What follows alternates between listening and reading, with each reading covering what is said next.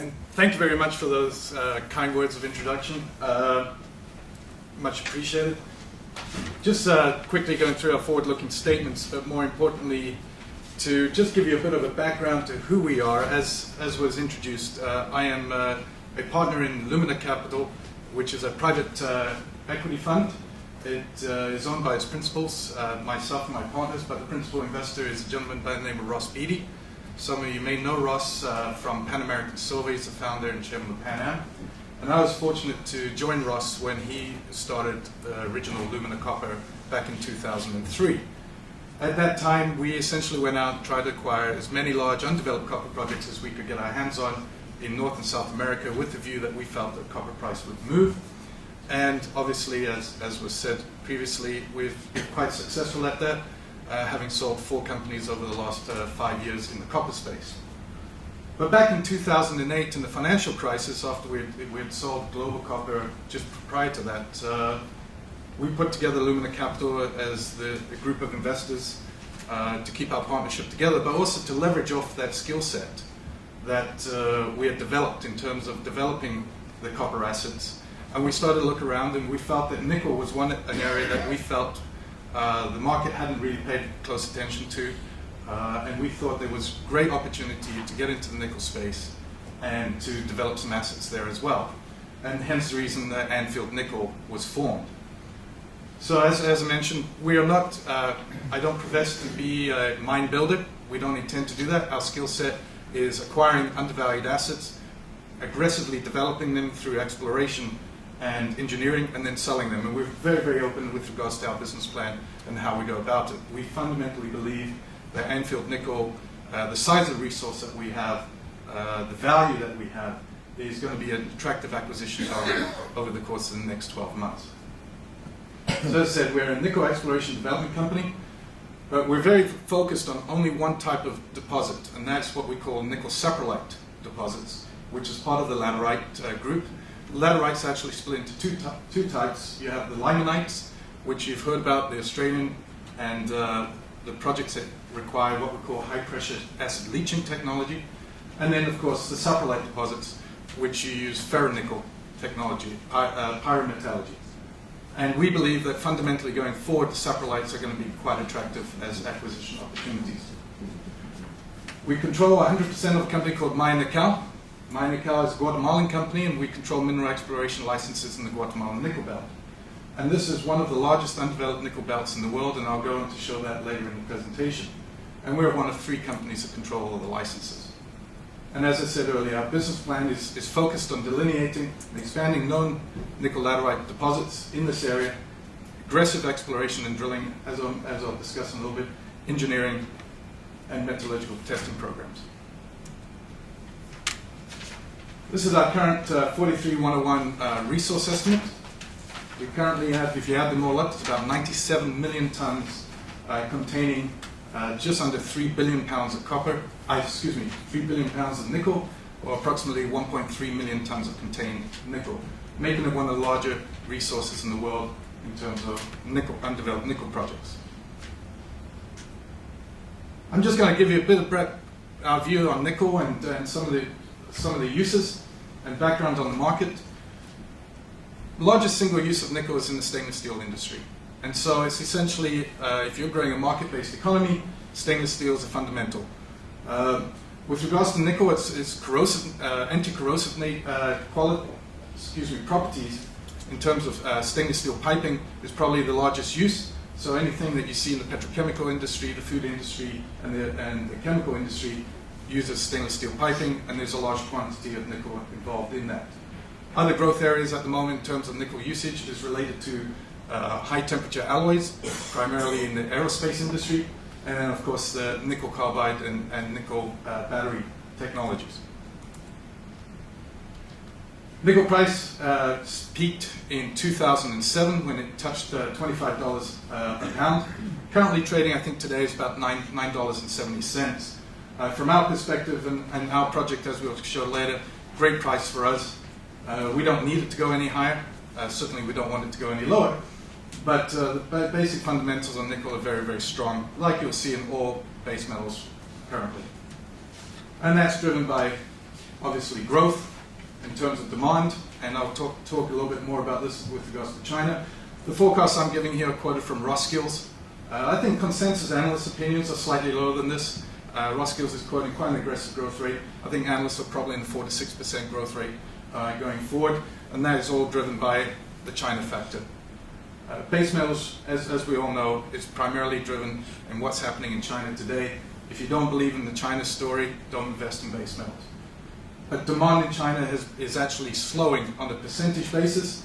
Between 1998 and 2008, nickel demand grew by over 24% per year. And essentially, while the growth rate from a percentage perspective is dropping, the macro numbers in terms of overall demand in China are absolutely staggering.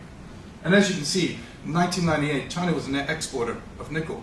And yet over the continuing decade, they've only been able to increase exports or mine production by about 3,000 tons per year.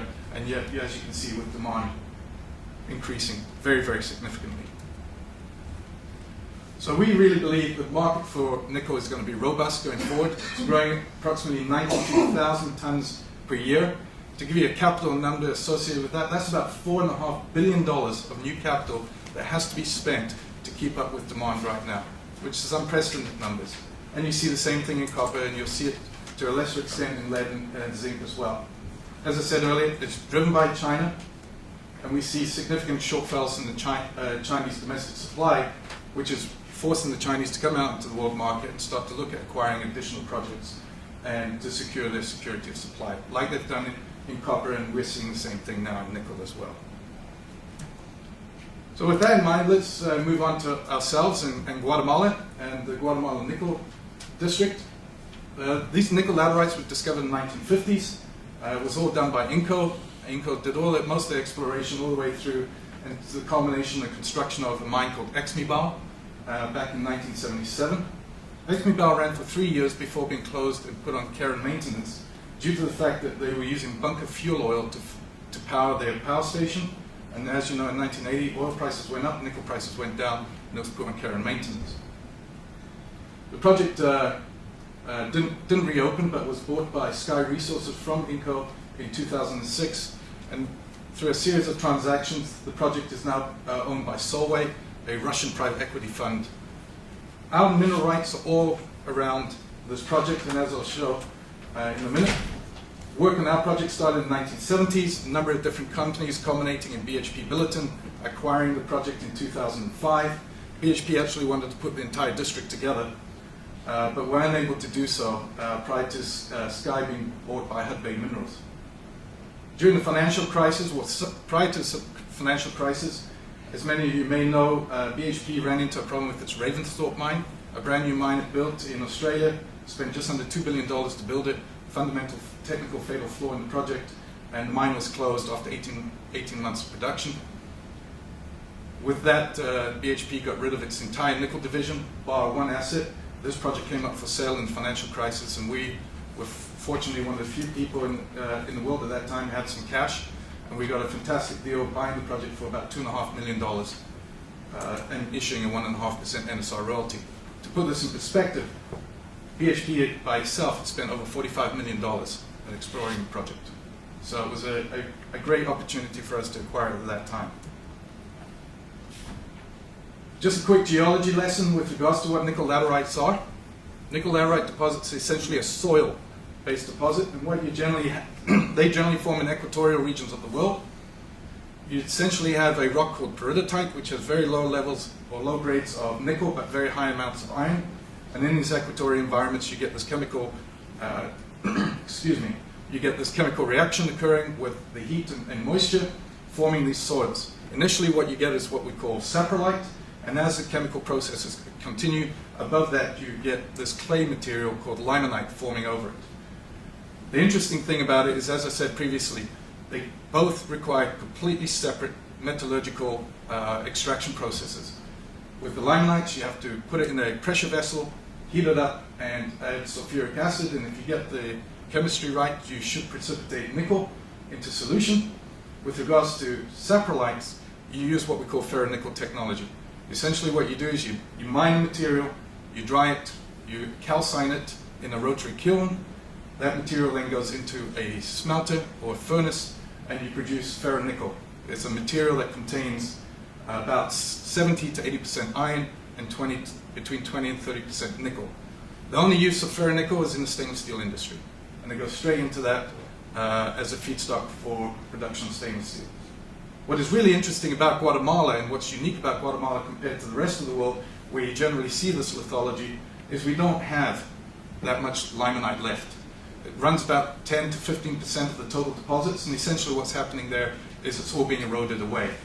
And so our opportunity here is we've got very, very thick intercepts of saprolite overlined by very, very small amounts of limonitic material. Just our location and infrastructure. We're located, as I said, in Guatemala, in the northeast corner of Guatemala, next to the Caribbean Sea. Up in the left-hand side map, up in the upper corner there, that's the Caribbean Sea. Infrastructure here is fantastic. The largest port in Guatemala is located on the ocean there. It's called Santo Tomas. We have the ability to move material out there and bring coal in very easily.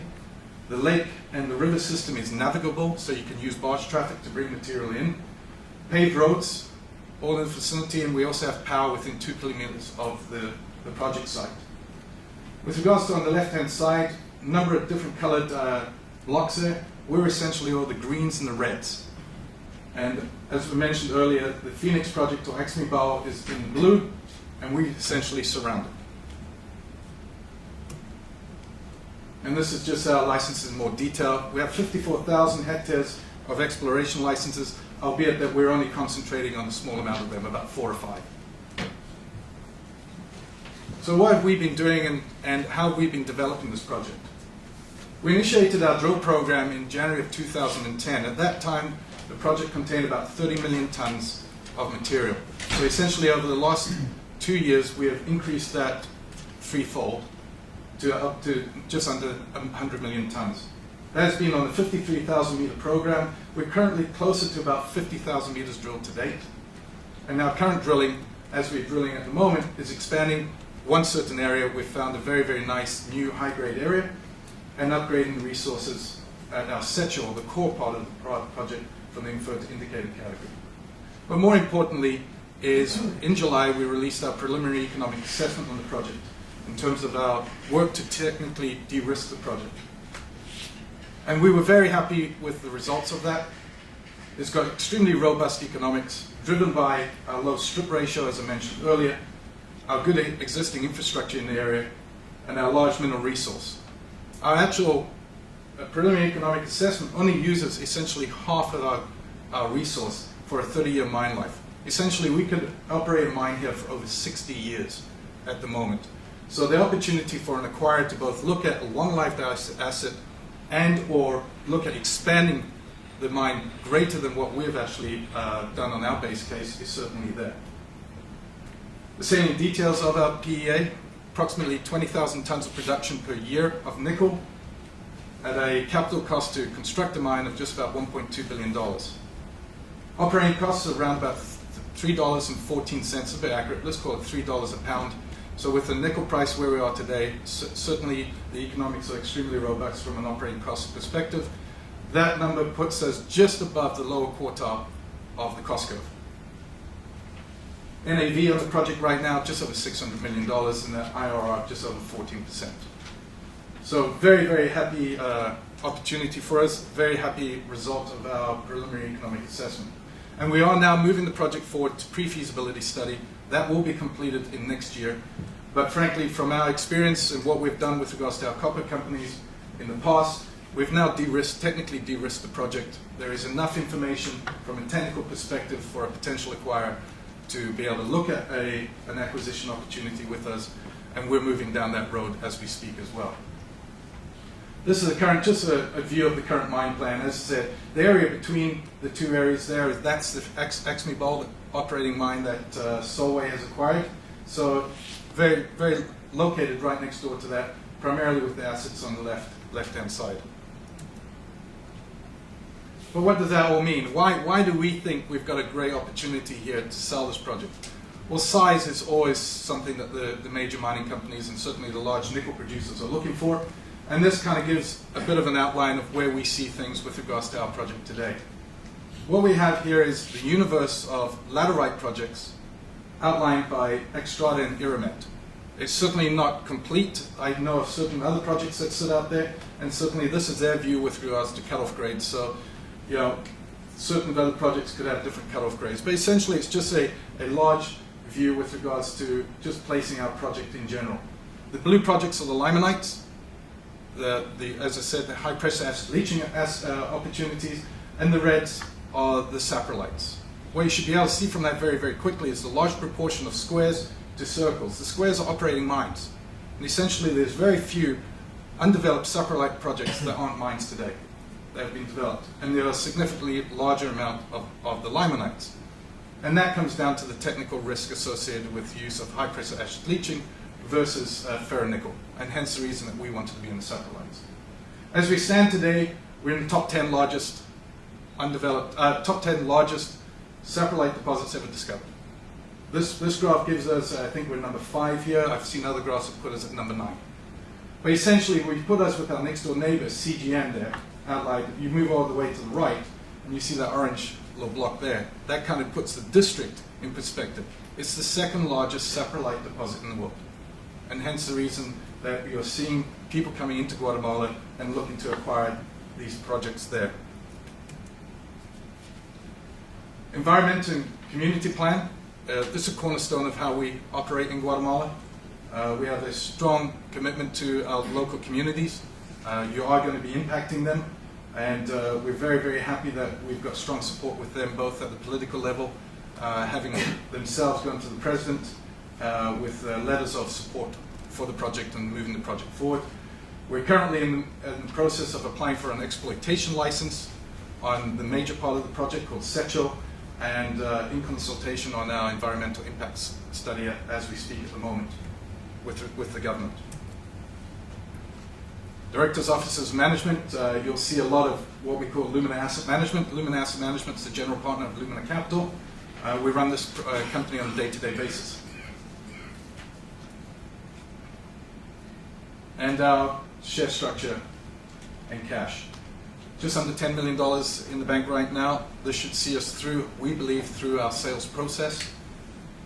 Issued and outstanding shares, just under 38 million, fully diluted, just over 40. And options, we have no warrants, just options outstanding, employee options.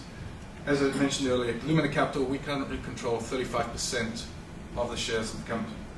So we have a very, very vested interest and are very much aligned with our shareholders in terms of seeing a happy outcome for everybody on this. So why Anfield? Well, our strategy is identical to the ones that we used with the Lumina group of companies, in which we invested $16 million in acquiring those assets. We spent approximately $60 million in developing them, and we were able to generate $1.3 billion of shareholder value on the sale of those. We believe we can do, obviously not the same amount of money, but we believe we can give the same sort of returns to our shareholders with regards to this nickel asset.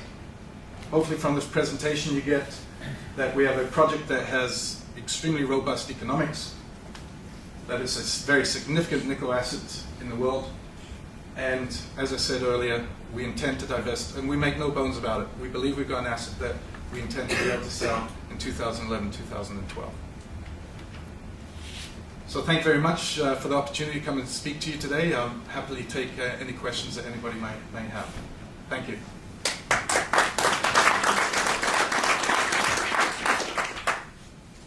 Thank you very much indeed. Are there any questions from the floor? Yes, please, at the back. So I'm going to add for this. You mentioned the BHP kept one nickel asset, presumably that's ceramatosa. Yes. So what's the difference between ceramatosa and The primary difference is grade. Ceramatosa is probably the highest grade nickel saprolite deposit in the world. It runs around about 2.5 to 3% nickel. So that's the biggest one. It's also the third lowest cost operating nickel mine in the world. So that's the biggest difference between the two. Metallurgy, from a technical perspective, they have a lot more metallurgical issues. It comes down to, and I don't want to necessarily bore everybody, but what we call silica-magnesium ratios, and they have issues with regards to that. The great thing about the Guatemalan and assets here is the metallurgy here is actually very, very easy. We have a very low melting temperature because of the silica-magnesium ratios, so we're below that. This project is very, very similar to Falcondo in the Dominican Republic, as well as Loma de Nickel in Venezuela with regards to its metallurgical characteristics. So we get very, very high recoveries of nickel. Over 95% of nickel is recovered into ferronickel. And yet, and part of the reason our lower operating costs is related to the fact that we have these low temperature environments in terms of cost basis. Yes, please. I'd like to ask you something about the nickel price, which you mentioned about Yes. $10. In the height of the upswing before nickel prices went down, you said the price of nickel was as high as 25. Yeah. Most commodity prices are now at 460, even before that Lehman Brothers level. Yes. Why is the share price of nickel relatively speaking doldrums? Well, if it was, you know, that's the problem that we have right now is we're all suddenly getting very, very comfortable with these prices and saying things like we're in the doldrums. I mean, look at copper today. Copper's at 375, and everybody thinks we've got a crisis in copper. The reason why nickel spiked the way it did is there was a short squeeze. It wasn't actually due to pure supply and demand fundamentals. It was a short squeeze in terms of a financial investor coming in and cleaning out the LME warehouses of nickel. With regards to where we see nickel prices right now, I think it's a fair reflection of supply and demand fundamentals. The one thing I didn't go into with regards to my presentation was supply. And the reason I didn't go into much with regards to what's happening in new supply is because the analysts in the nickel market are very much split. You have some analysts who believe that we're going into a period of oversupply related to the coming on of the Goro mine and the Ambatovi mine, which have yet to be fully commissioned. These are both high-pressure acid leaching operations, and there's some very significant technical issues that they have to overcome. So you have that group who says in 2012, 2013 we're going to be in oversupply, and then you have the other group of analysts who sit out there and say, no, that's not going to happen. Ambatovi and Goro are going to continue to be delayed, and so we're going to continue to be, in a deficit. I think the markets, analysts are very much split. I think the only consensus that we can look at is beyond 2015 onwards with regards to nickel is everybody's in general agreement that we're going into deficit. Again, if we continue to see these growth rates with regards to demand from China. If that continues, we will be in deficit. You're obviously a believer in the China story. I have to be. Well, the China story, China story is very, very simple. The one thing about China that most people forget is they're using US debt to grow their economy. So with regards to that, unlike India or Brazil, which still have to look at balance of payments and things like that, the Chinese are essentially using foreign debt to grow their economy. And when you're looking at and you move it down to just basically Adam Smith economics of supply and demand, the Chinese are basically building out infrastructure. They have to. They have no choice with regards to the amount of people are moving from the countryside into the cities. If the Chinese don't continue to build out the infrastructure to support those people, they're going to get run into massive social issues. And frankly, they don't really care with regards to the amount of money they spend. They can be. The other big thing is people talk about big property crises in China and that they're being very, very inefficient in spend, which is very ironic. And I get this a lot when I go and see investors in New York, because I tell people with regards to New York, two anecdotes. Number one, when the highway bill came in by Eisenhower in 1952, there was one car for every, I think it is 8 people in the United States. And nobody thought that that was excessive when they did that. The same thing is about the property issue in China. They say that there's all these skyscrapers empty in China. And I turn around and say, the Empire State Building was built in 1937. Does anybody know when it was fully leased? Probably not. 1972. So, when people talk about China and say it's empty buildings, you've got to look back to the growth of the US economy and how that economy grew back in the 50s and say that you're seeing the same sort of efficiencies of capital use in China as you did back then in the United States. Sorry, long answer to a quick anecdote. No, that was good. Thank you. There was a question. I was just going to ask, in terms of the context of the market price, what you forecast operating costs of the project? Well, we've put out there in terms of the PEA at $3.14. One of the great things about ferronickel, unlike other nickel projects, is we actually get paid for the iron content. If you actually have your nickel grade low enough, you will get paid for your iron credits. So we do have an iron credit associated with the ferronickel that we look to produce. So in the context of the current price at $9, $3, I think we're in a very, very good position there. Any other questions from the floor? In which case, All right, thank you very much. Thank you. Appreciate your time.